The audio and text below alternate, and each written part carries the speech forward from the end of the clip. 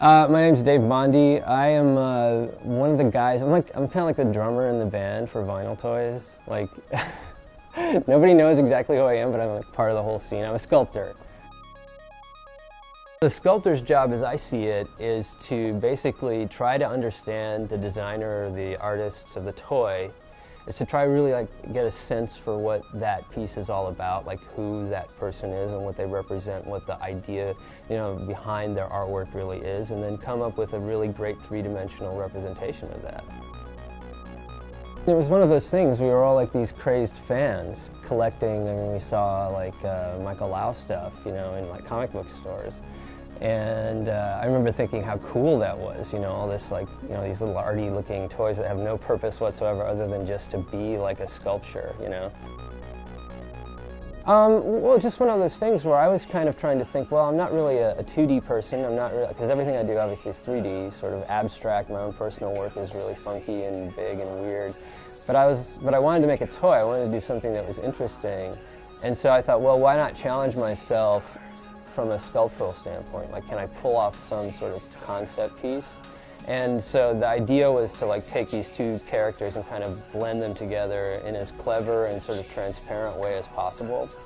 And I thought it would be fun to do. I looked at both of these really beautiful little sculpts of like this Van Presto sculpt of Mario, and then I had like this other sculpt of Mickey, and they were so similar in many ways. And I remember just thinking, if you put those together. But anyway, I mean, it was one of those things. I made a prototype and I shopped it around to all these guys that I know, and they were all like, wow. I sort of thought, well, there are enough people out there who do know who I am because of the other stuff that it seemed like a good time to maybe make my own toy. I just wanted to do it. I wanted to be a part, at that level of the process. And there's nothing more cool than getting photos back from the factory, with your toy halfway done, in progress, and you can see that it's coming alive, and it's it's going to be a reality. And then when it shows up at your door and it's finished, I mean, there's this product laying there. That's the moment that is the best. An explosion is a pop art explosion of color and improvisation that is designed to draw you in from a distance and keep you entwined in this incredible world of lines and colors.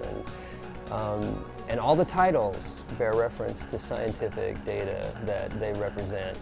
So I'm very much into science, and I think that people should stop turning away from science. Oh, it's definitely art. I mean, there's no doubt about it. On one hand, they're just these little chunks of plastic, yes, of course. But there's also we put everything we can into them. And when you put that kind of love into something, it's definitely art.